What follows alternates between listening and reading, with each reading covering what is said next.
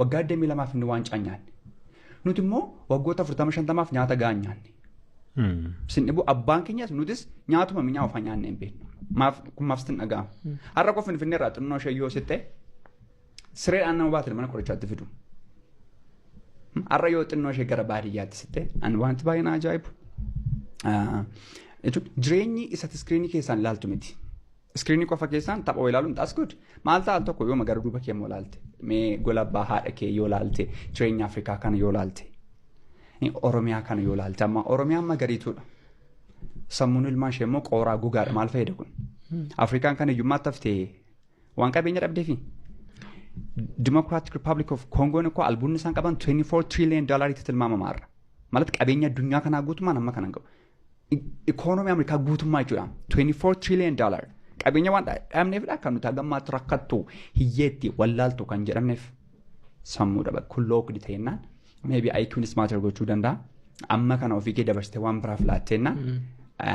Kun wanta baay'ee hamaadha. So namni hunduu kana consciously yaaduu qaba. Dammoo gaaffiin isaan gaafadhu. Amma warra akkas ta'an kun utuu mucaa qabaatanii mucaa isaan dhalchanii kaffalanii barsiisanii guddisanii waggaa 20 wayin gaane akka isaan ta'aa jiran kan akka inni ta'u hin barbaadu. This is my question. Akka starta yoo ta'e Arsenaaliif ummaan buustee carqii isaa baattee mina ta'arta yoo ta'e utuu mucaa qabaattee mucaan kee akkas ta'u hin barbaaddaati. Utuu jireenyaan qabaatin, utuu hojiin qabaatin, utuu harki isaa ogummaa, sammuun isaa beekumsaa, garaa isaa irra onnee isaa irra gaarummaan tokko hin jiraatin, jireenya isaa irratti jijjiirama tokko utuu hin argin maalet eenyutu jiraata eenyutu cabacaba. Eenyu kan jiraatu eenyu kana cabacabu. Maal Afrikaan baruma barana harka lukutuu qofa. Even momentiin hin daganne ganama sana I think jimaata ganama natti fakkaata. Baay'een mucaa tokko wajjin cireenya nyaachuuf dhaabannee eegnanna. Isa dhugaati la isa dhugaa. Waaquma natti fidatee maalee Arsenaal uffatee suuqii wayitii killee bituu dhufe. Killee bitannaa mucaa raayidii fidee dhufaara dhaabadheen eegaara. Mucaan guddinyaa kooti. Na garee ta'e wayimuu duuba ta'aa jiru. Isaan keessaa killee bituu dhufe. Meeqannaan hanqaaquun birii 24 ta'een. Maali killee 82 ture miti jedhee karakkara. Dhugaadha.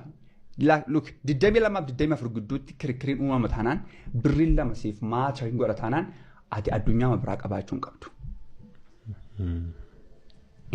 Do you deserve? Malat sii mala bashannanni sun dhuguma sii mala. Waggaa 40 irraa hin bashannantu ati. Waggaa 10 irraa koo bashannanni jira. Waggaa 10 irraa waancaa Arsenaal nyaatetti miti kanatti gadi baatu. Jireenya har'a ofii keetii ijaartetti gadi baata. Period. Umurii dargaggummaa keetti wanta si gammachiisu qofa miti. Cubbuun iyyuu nama gammachiisaa marra. Wanta si fayyadu irrattis xiyyeeffachuu qabda. Sa'aatii ammaa kana focus is a great asset. Focus gochuu hin dandeessu taanaan amma koo miidiyaan kan ifi deemaan distraction dha miti.